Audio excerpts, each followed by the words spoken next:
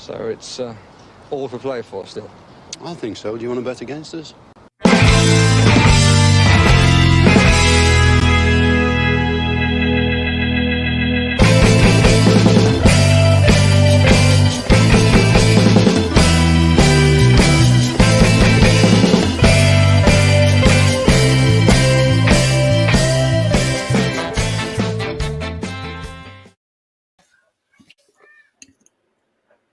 Hi, villains.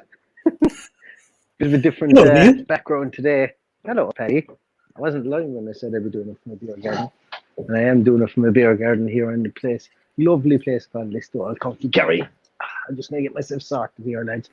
But yeah, Teamsheet tantrum from a lovely place called Mike the Pies here in Listowel, County Kerry. And you know what? I wouldn't want to be anywhere else other than this place today because it's been a fantastic day so far. And I've already been plaguing Paddy about the fact that I think that Villa are going to beat Chelsea today 2-1. And I've even put I put 40 euros on them to win, a 10 to win today this morning when I woke up. So I'm pot committed, put it that way. Pot committed for Villa win today. But yeah, I'm actually going to try and get a small bit more settled here. That's a small bit better. It's a bit weird doing a podcast in a beer garden, to be honest. I thought I could be a full-on influencer, but I'm not 100% sure I can ever do this in the future. People looking at you funny, Neil, is there? No, there's no one else here. There's no one else here. But it's just looking at myself from a different angle is a bit queer, to be honest with you. So trying to your hair's brushed the wrong way, Neil. Yeah. I know. I needed hair and makeup before this thing.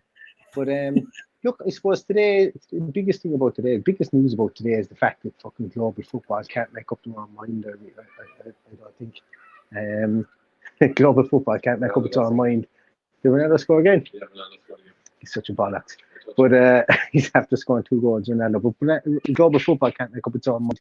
The Brazilian FA, after withdrawing their threats against the players to if they're tugged out for their Premier League teams.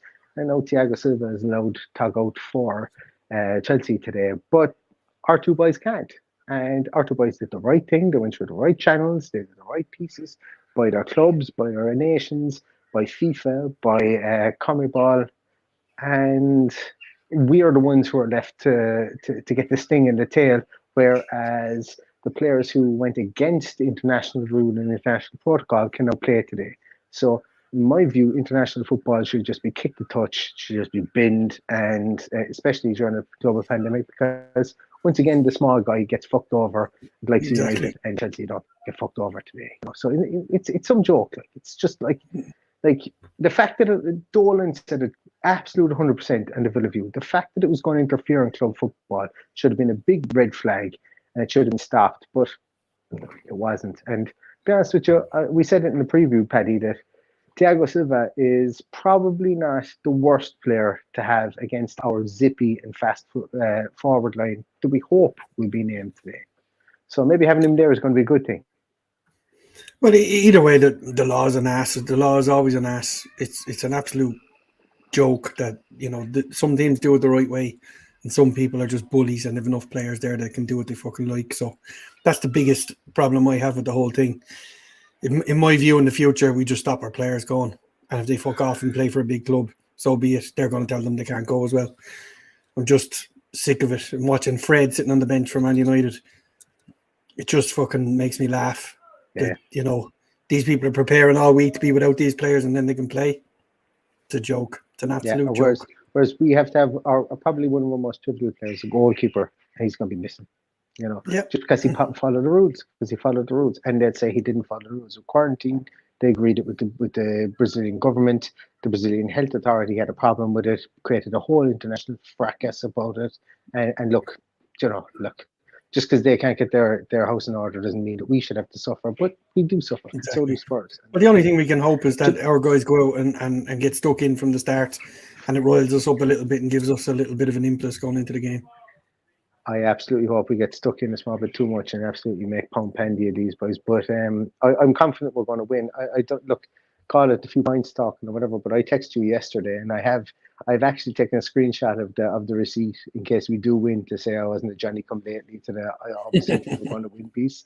when I saw the pictures of Buendia, or sorry, I keep on saying Buendia, of Bailey, of Kanza, of Traore, of Watkins, of Ings training. There's a lot of firepower there. Paddy, I'm going to There pause is. this for a moment because Noel Connaughton is. Why can't I share this? Noel Connaughton says, "Greetings from behind enemy lines in the West End in Stamford Bridge." Noel, thanks a million for tuning in from Stamford Bridge. Jesus Christ! Like, in fairness, fair play to you.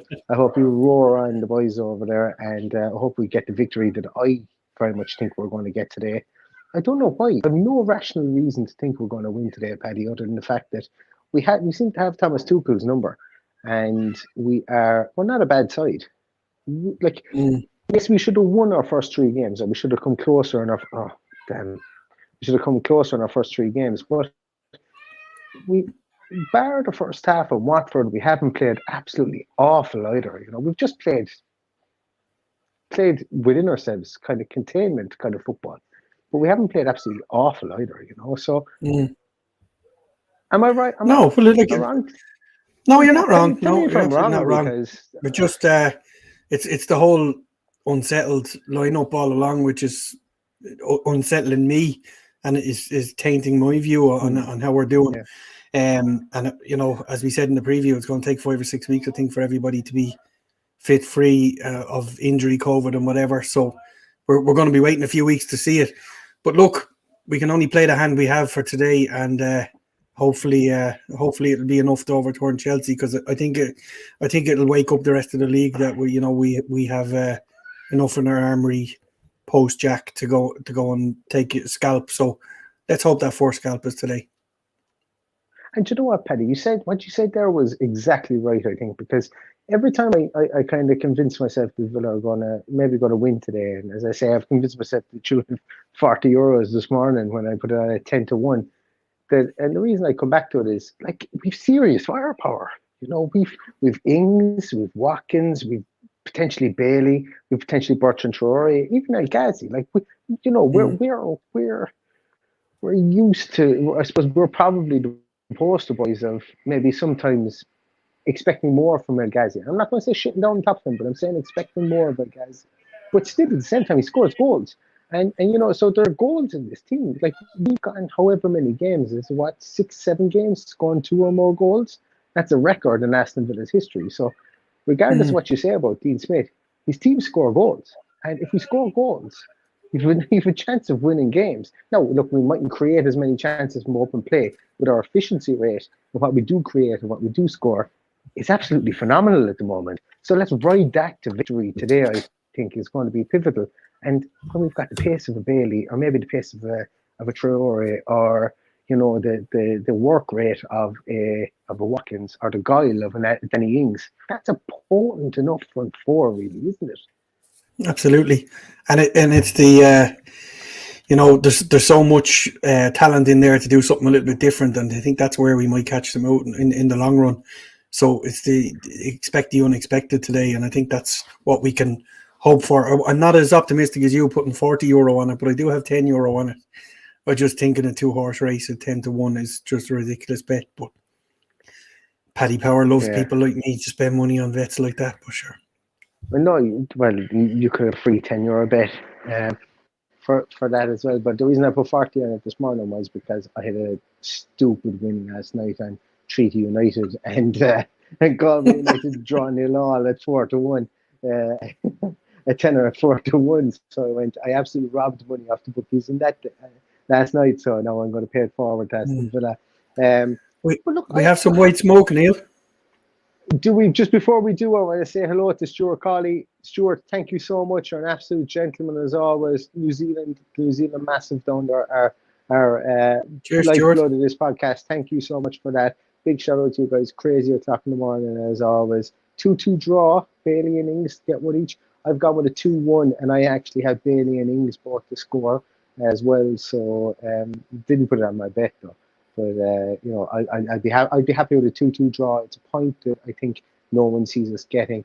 Anything we get from today is going to be fantastic, provided it's not a 9-0 loss like we've gotten to Chelsea previously before. So, Paddy, shout out the team there to me today because I can't get it up on my screen. Yeah, and I can't get my head around it. So let's share it and see how we get Christ. on. So we've Jed Steer, as we know. Off my chair. You might need to. So we have Konza, Mings, Tuanzebe, and Cash.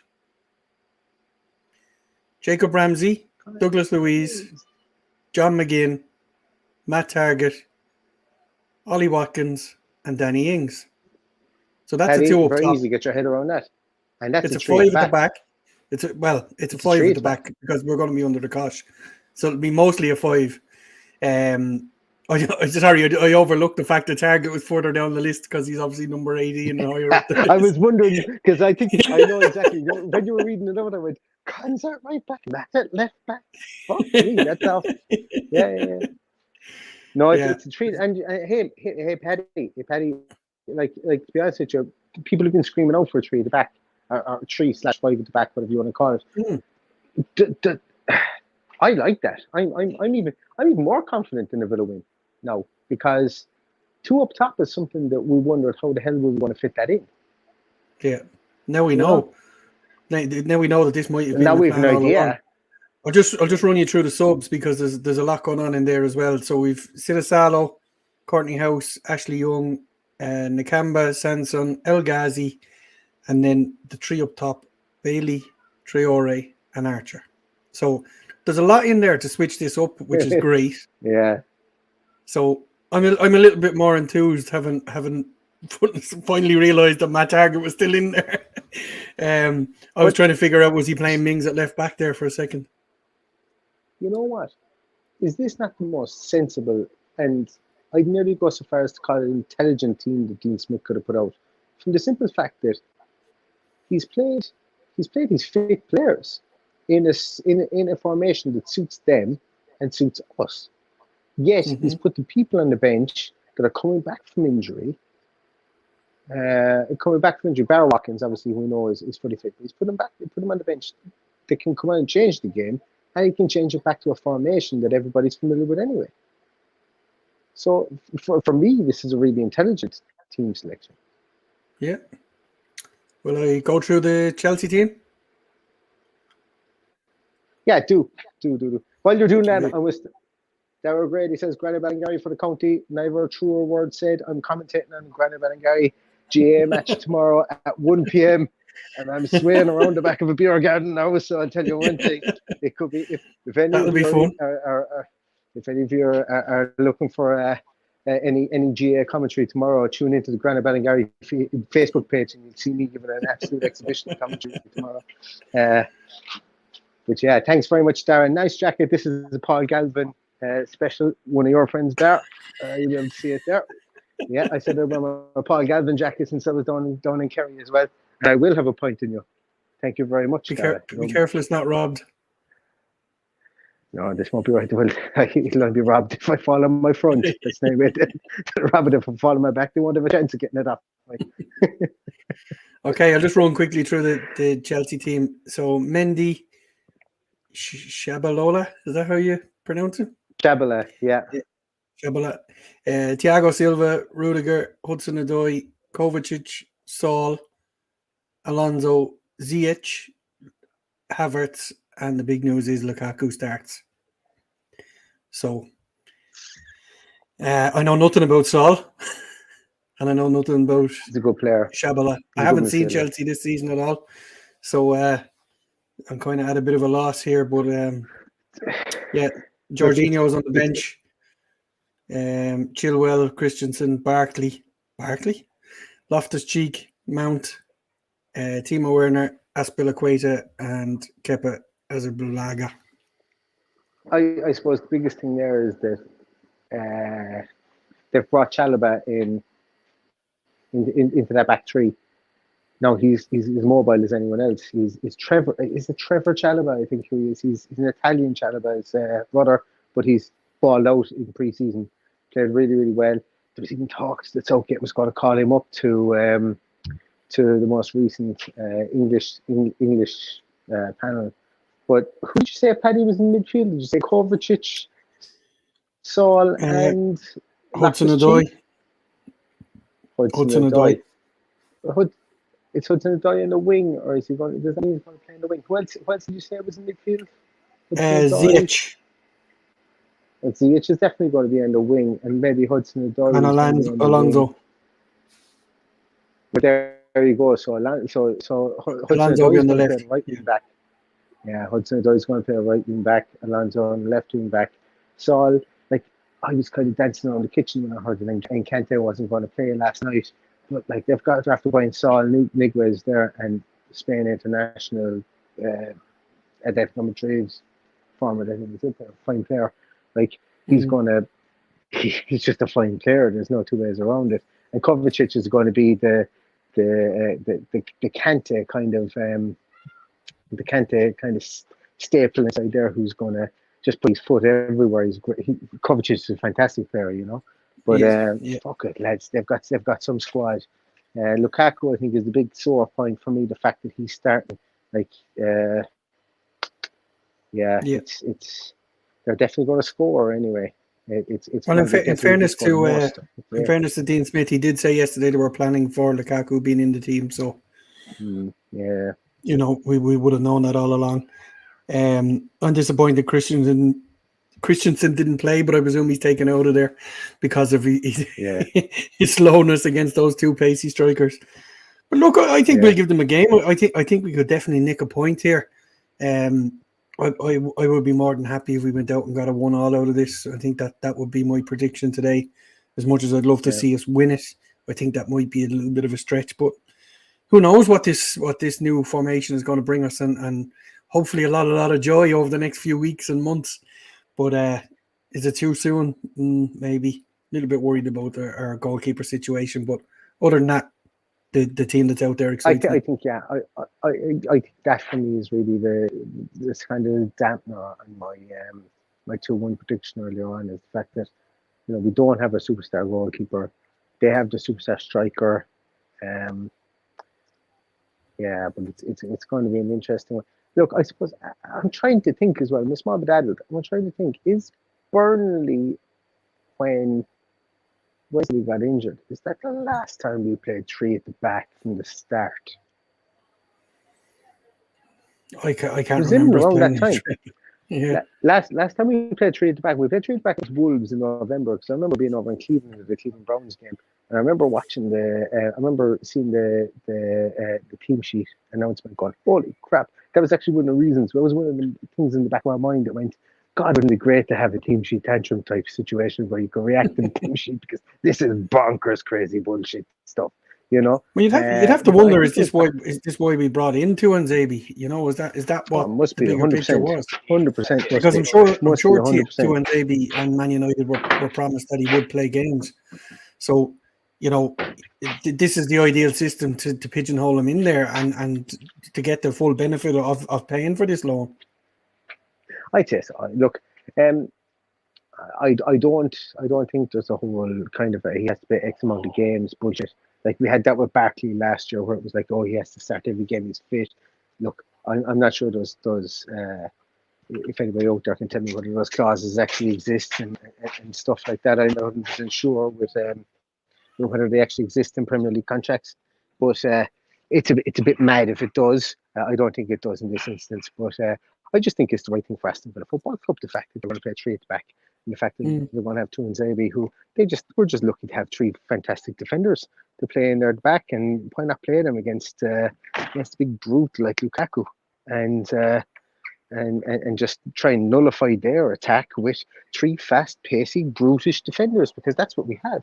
Like, Collins is well able to throw a foot in when he needs to. Mings, we know, can control fists with the best of them, and Tuanzebe is built like a brick shithouse. So, like, you know, why not intimidate their striker and give us, like, it really does allow us though to not have to play a dedicated 6 today, which I think would be able to help us attack as well against their back 3 in some way, shape, or form.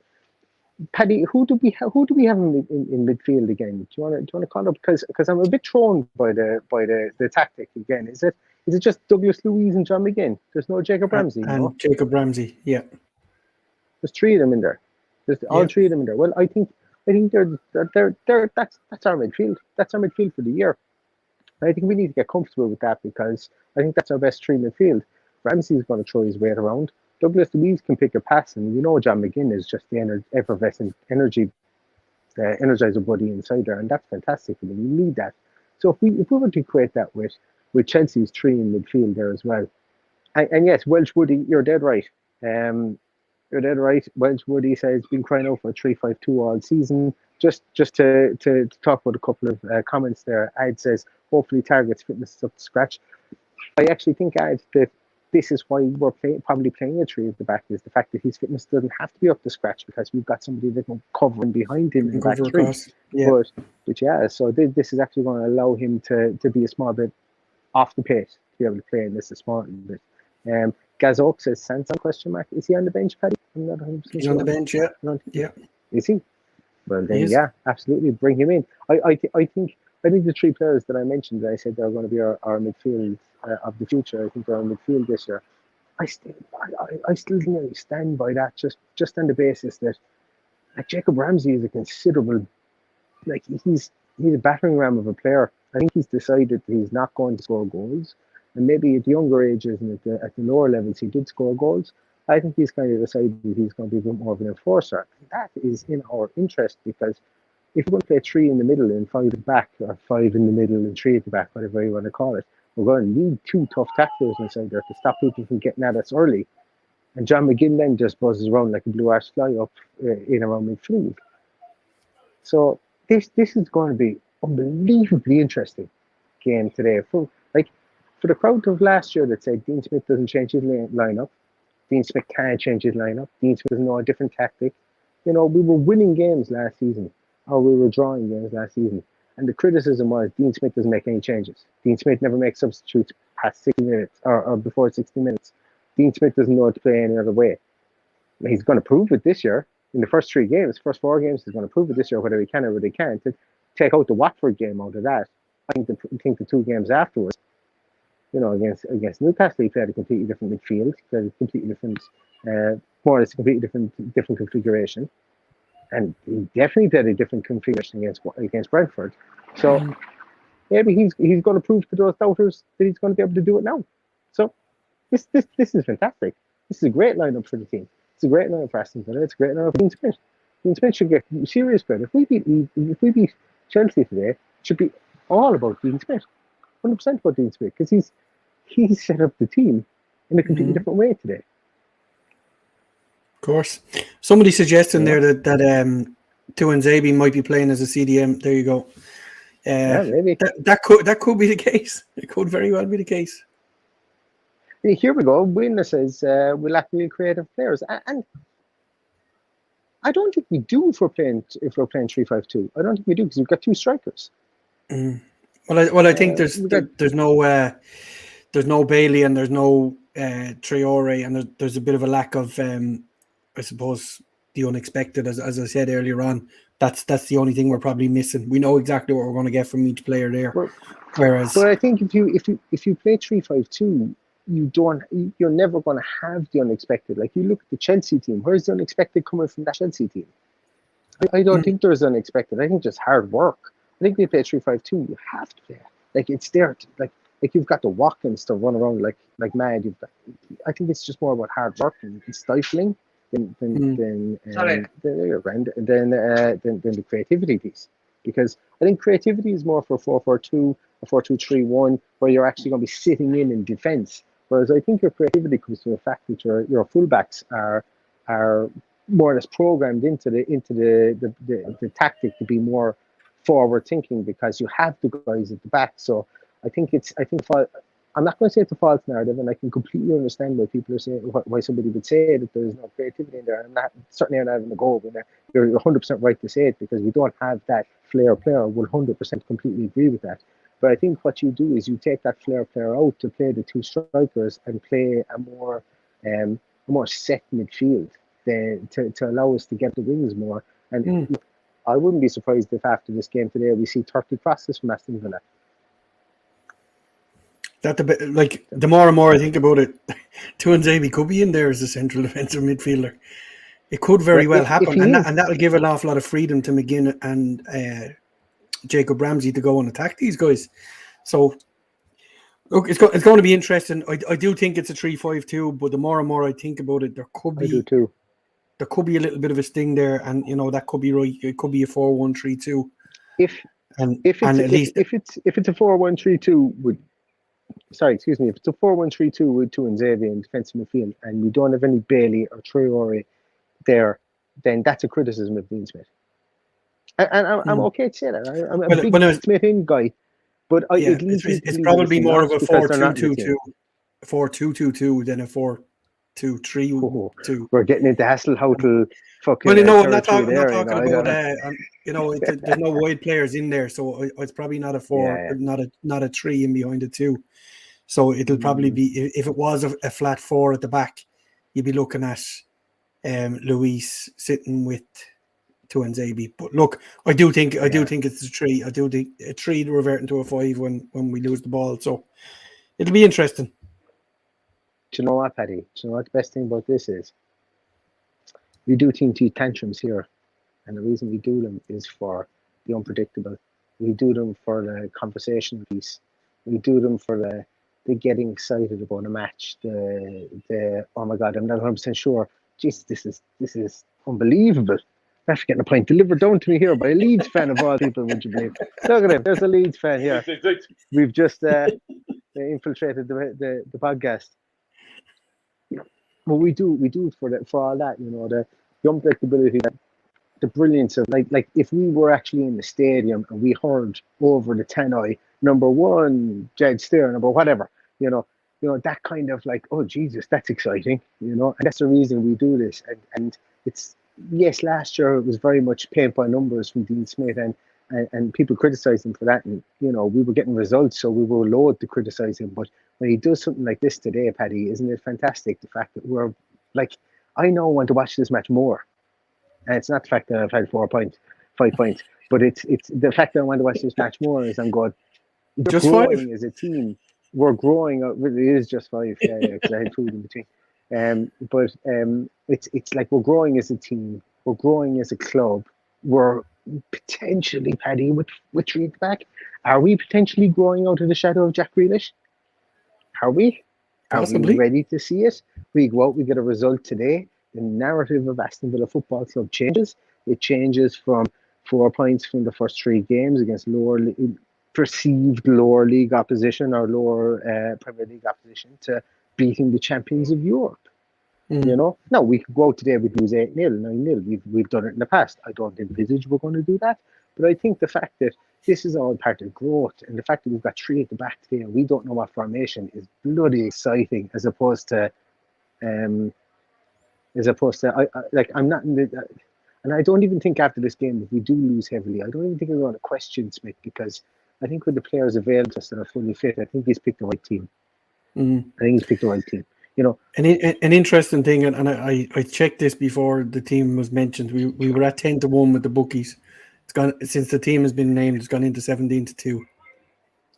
So they obviously anticipate 10-1. Yeah, so they obviously anticipate that there's going to be a bit of something different here. So fingers crossed. Fingers crossed. A couple of comments before we leave off here, because not leave off. Leave this goal. Leave off is completely. But a couple of comments here. I hope Mings doesn't play against Lukaku like he did against Joelinton last season. I think we all think that. I hope we never see Mings play like he played against Joelinton last season, for sure. That goes without saying nearly. That brings shivers down the back of my spine. Ben Wilson 85 says 3-5-2 against stronger sides is the way to go, but against weaker comparable sides, it's defensive. 1,010%. I agree with you, and that's why I think it's 3-5-2, because I think it's very much contained. Villa scored goals in the first 15 minutes of last season. Dean Smith knows how to score goals in the first 15 minutes of last season. I can't remember where I saw it, but even his Brentford teams and his Walsall teams scored early and protected leads. Well, they scored early and they scored often, really, for those two teams, because they were very, very attacking based. But you know, they were able. The big thing was he was able to get teams to score early. So a 3-5-2 scoring early turns into a 5-3-2 very easily, and it becomes difficult to break down. And believe me, like if we do an Arsenal score in the first 22 minutes, like we did last season, and then hold on to a 1-0 win, no one's going to care. No one's going to care. Like if we do that 22 times this year, everyone's going to be talking about Dean Smith being manager of the season. You know, no one's really going to care. So I'm all for that. Absolutely all for that. Seeker64 says, would like to have seen Bailey start, but I like this lineup. 3 at the back, take a draw all day. Yeah, I'm back to win, but I'll take a draw. Anytime you can take a point out of London, I think Aston Villa is very, very good. And Rob Henry, great stalwart for the podcast. Thanks a million for watching, Rob. Bailey for the last 30 minutes, impact sub. We have seen Bailey in one game before. He played the bones of 30 minutes, give or take, whatever he played, and he got an assist from it. And he was the most dangerous player in the field outside of Star. So why not ease him back into the Premier League that way? Absolutely. Could you imagine if he came on for the last 30 minutes and set up the winning goal? Hero stats. Absolute hero stats. Absolutely. What you think, 100%. Paddy? Definitely 3 at Yeah, the back. Everybody's gone in. No, it's definitely 3 at the back. But I think we have to play devil's advocate when we haven't seen it before. So 100%, yeah. Somebody else put in a comment there saying that it might have been a 4 with Tuanzebe in central defensive midfielder. So we have to discuss that possibility too. I definitely think it's a 3 at the back, and it's going to be exciting, and it's going to be completely different watch today, I think. Oh no, that's happening. Did I completely? Am I back? Am I gone? You're gone. But you can still hear me. I can still hear you. Yep. Oh, you can still hear me. That's it. My camera must have. Yeah, well, there we go. That's the beauty of being here in County Kerry. My camera has decided to turn itself off for reasons unknown. Guys, thank you so much for watching. Oh, I'm back again. Guys, thank you so much for watching. I think we want to leave it there. We're coming up on the 5 o'clock hour. And game's on in half an hour's time. I'm going to get settled in front of the screen to watch it. But thanks so much, everybody, for sticking with us and going through the madness here of a potential 3-5-2.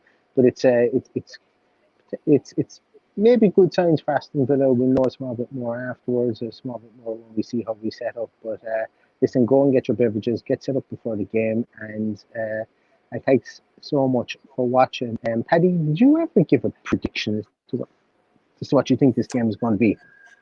I'm going to go 1-1. I think having seen the 2 team sheets, I think there's a possibility we'll nick a point out of this, but I honestly can't see us nicking any more. But I'd be happy with a point. I'd be absolutely over the moon with a point. But I'll tell you one thing: I'd literally go through a wall for 400 quid. And I've put, as I say, I've put 40 euros. Was it 30 or 40? I can't remember what I put on anyway. 10-1. And if Villa win this, I'll tell you, if anybody is within earshot of me in Listowel, County Kerry, Ireland, I'll be in John B. Keane's pub, the famous writer John B. Keane, who wrote The Field and so many other great plays, an unbelievable playwright, an unbelievable poet, an unbelievable laureate. I'll be in his pub later on, and I'll be if Villa win, I'll be buying everybody points, put it that way. So get yourself to Listowel, County Kerry in Ireland. If you're I'll be there an hour after the match, Neil. It might take me about an hour, but I get there. I'll be in Tralee General Hospital, I'd say, an hour after the match at that stage from alcohol poisoning. So that's a different story.